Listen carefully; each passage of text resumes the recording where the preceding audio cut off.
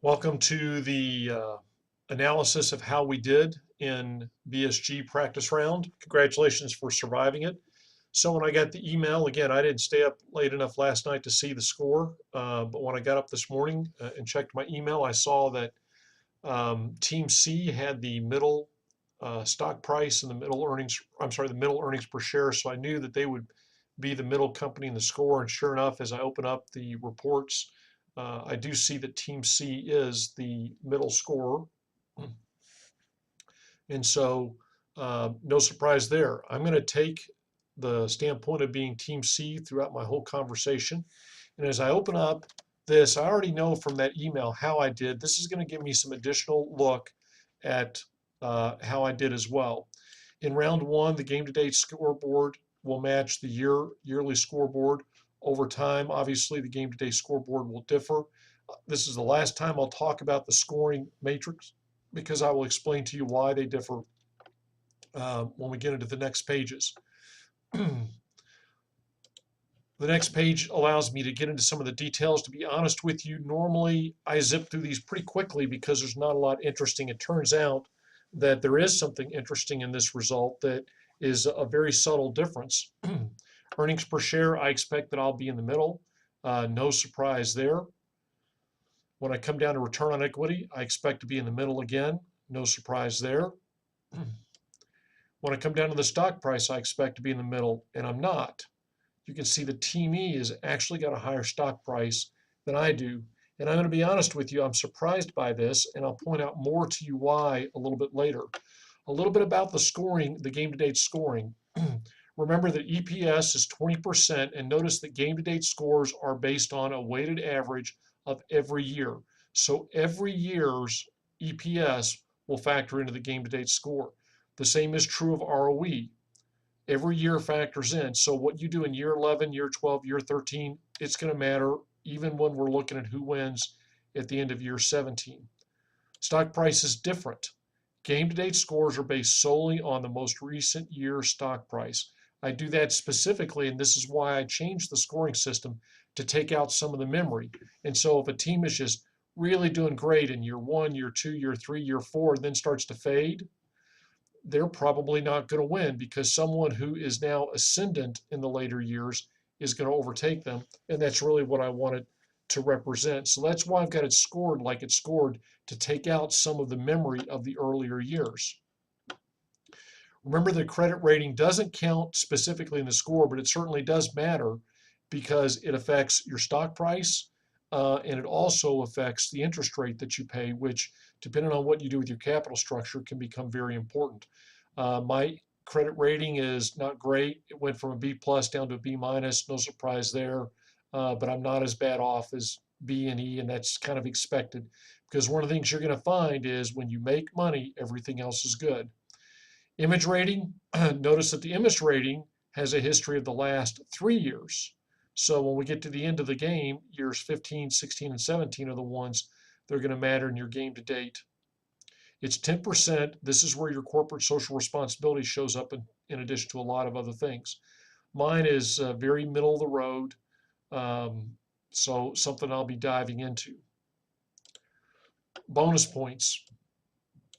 The first thing I look at, it's nice to win the bonus points for being a bullseye award winner, but I want to pay attention to how accurate my forecasting is. And I can make you promise that the teams that you see that are accurate in their forecasting are probably the ones that are doing the best. I didn't do badly on my revenue forecast, 4.5% below. Probably I imagined that I was going to get some special order bids accepted, and that didn't happen. That may be it. Again, I'll have to figure that out as I go later. My earnings per share was down significantly. That leads me to believe it really was a private label bid that I thought was going to be accepted that wasn't. And my image rating was slightly low. So it's good to win these awards, not only for the points, but also because it indicates I'm doing a good job of forecasting the industry, which is going to mean good things for my performance.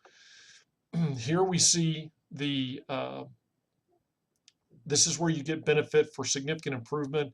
It's nice to never win one of these things because you're in first place every year, or you start so strong out of the mode that you never have the opportunity to win this, but it is something that benefits you with the turnarounds later on.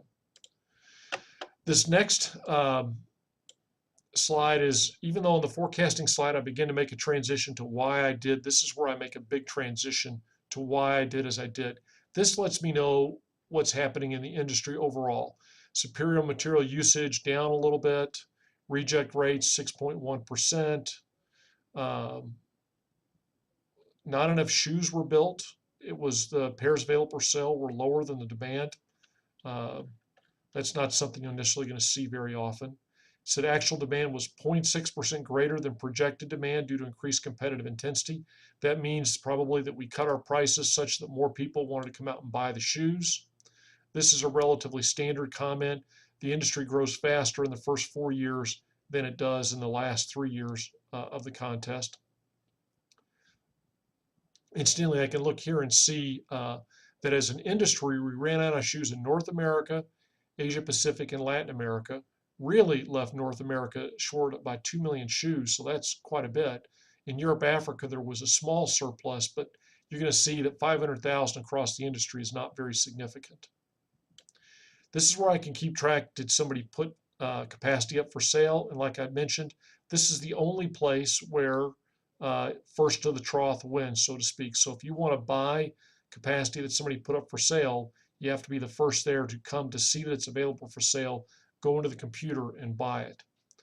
This is how much everybody had, and this is who initiated new construction. Obviously, nobody did in the practice round, but this is a nice thing to keep your eye on. The financial summary page is big time where I get into the why I did as I did. I see as Team C, I fit in the toward the bottom on revenues. Team A was the breakout on the revenues. My cost of pairs sold was the lowest in the industry. That tells me, and I would already know this, but that tells me I probably am building one of the lower star shoes in the industry. My warehousing expenses are a little bit of an advantage. That may be because I did some particularly smart things.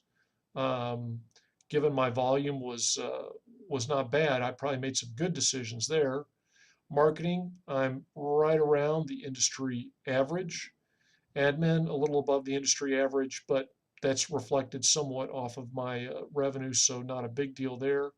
There's my operating profit. We all pay the same interest expenses. That will become very different as we get in.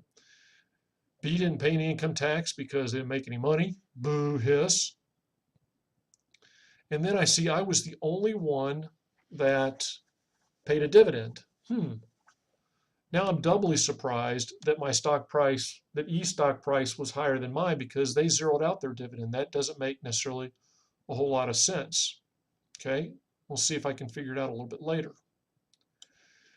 Well, this is part of the problem. I ran out of cash. And so that means I had to take out an emergency loan from the bank that brought me right up to zero. I may find when I get my financial results, I had to take out a big emergency loan, and that factored into how the markets viewed my performance.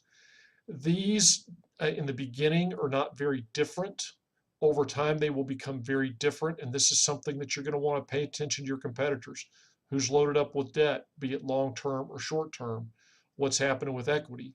Who's buying back their stock? Who's issuing stock? Notice that because of my dividend payment, my retained earnings were lower. Over time, that's going to help me vis-a-vis these two guys because their return on equity is going to go down because the equity in the denominator is going up. But again, I'm a little surprised that E didn't get punished for cutting their dividend more than me.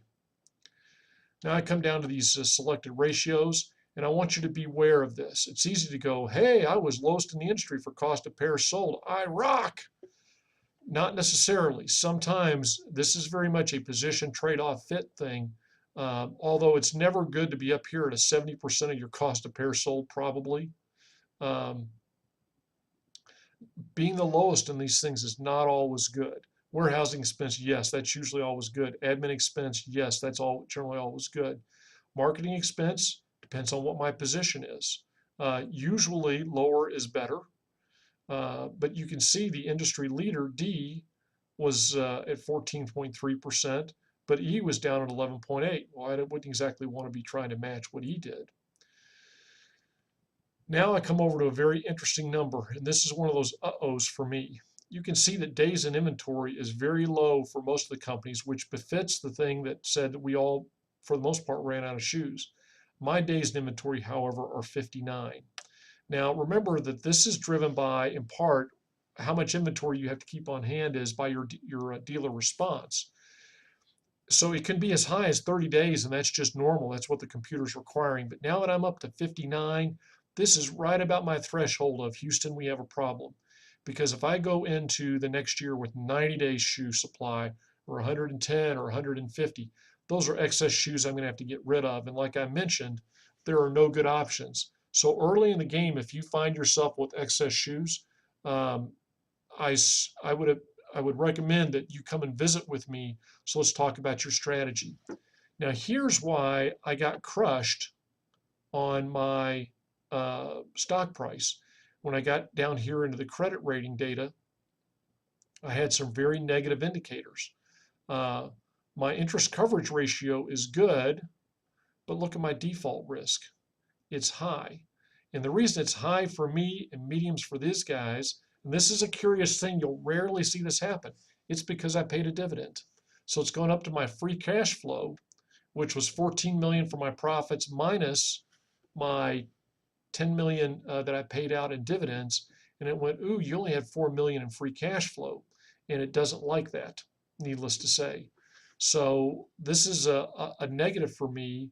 And that's the reason why my stock price got hit a little bit. But trust me, over time, your stock price is going to be affected by this number and these numbers. Paying dividends is generally a good thing. Obviously, reducing your shares of stock is going to help because your earnings per share is going to go up as you retire stocks. And then the amount of dividends you pay out are proportionally lower because the number of shares you have to pay them out on are lower. But this is the most important thing that's going to control the game. These two play much smaller roles, but can play important roles. On to the next page. This is big time where I get into the why I did. One difference between your printout and mine is because mine's administrators, it doesn't put a particular team down this column, but you will actually see on your printouts your numbers, and then you can compare yourself to the industry average, the low, and the high. Again, you have to understand your position to interpret these numbers. Your material costs are probably going to be a little above average if you're running a high quality shoe. It's just the way it is. But you are looking for certain things that are standard. You can see in North America, the difference between the high and the low in terms of labor costs was $1 a shoe, almost $1 a shoe. So that means this team had $1 a shoe advantage on this team. That's directly to the bottom line. And since North America, we have 2 million, a factory that was capable of producing 2 million shoes. That means whoever had this had about a $2 million a year advantage over them just going in. This isn't about just paying the lowest compensation. Oftentimes, the company that's paying the highest compensation may have the lower labor cost if they're managing the rest of the value chain appropriately. You can see that the labor cost differential is much smaller in Asia Pacific. TQM, you can see some fairly significant variations here. Reject rates, not a lot of variation here just yet. And then total manufacturing costs. Again, you can't be too enamored with exactly where you fall here without considering your position. Although it's always bad to be the highest cost unless you've got a shoe that is just far superior. If I'm running a high quality shoe, I would still like to see myself down closer to the industry average, which says I'm running the best quality shoe overall, but yet I've been able to manage my value chain so effectively that I am still got a couple of dollars advantage over people who have a lower quality shoe than me, but aren't doing as good a job as me. And then you come down to the bottom line. The bottom line is down in these areas where it talks about just what your operating profit was. You can see one company was losing money in the internet shoes. That's very uncommon. um, and some companies were making really good money. These are relatively typical internet averages. Well, I should say a little bit on the low side, and the average is influenced by this company that lost money. It's very common to see margins of $20 a shoe in the internet range.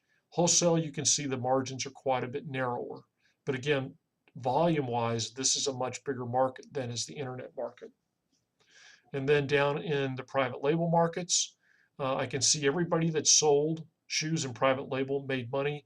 When you see one where it's the same for all three places, that'll tell you only one team won a bid uh, because they're the same thing. So when it comes down to my operating profit, obviously I like being at or above the industry average in all cases. Even if I'm running a high volume strategy, I still want to see my operating profit at least at the industry average. And then last page here is the celebrities. I can see that Team A signed 2, Team E signed 1. They paid $4 million. This, unfortunately, they only got Peyton on a 2-year contract, but $1 million for, you can just see, compare the two of those. They paid $4 million for Oprah and $1 million for Peyton. You can see Oprah isn't 4 times the amount. So whether they overpaid for Oprah and paid appropriately for Peyton or vice versa, you can see there's a pretty big difference there. And then you can see that Cristiano is kind of on scale with the Oprah level demand, and they paid $4 million. They also locked them up for a very long term. So good for them. I say good for them, assuming that $4 million is the right price to pay for a celebrity. And then you can see this is what happened. Internet-wise, everybody raised their price in all 4 regions, or I should say the industry average went up and went up quite a bit. Shoe quality went down quite a bit in all 4 regions, as did the prices. So this is good for just telling me where is the industry headed. So at this point, I know how I did. I've got an inkling of why I did in terms of my performance metrics. I'm going to spend the next 2 products diving into the nitty-gritty of that. Join me then.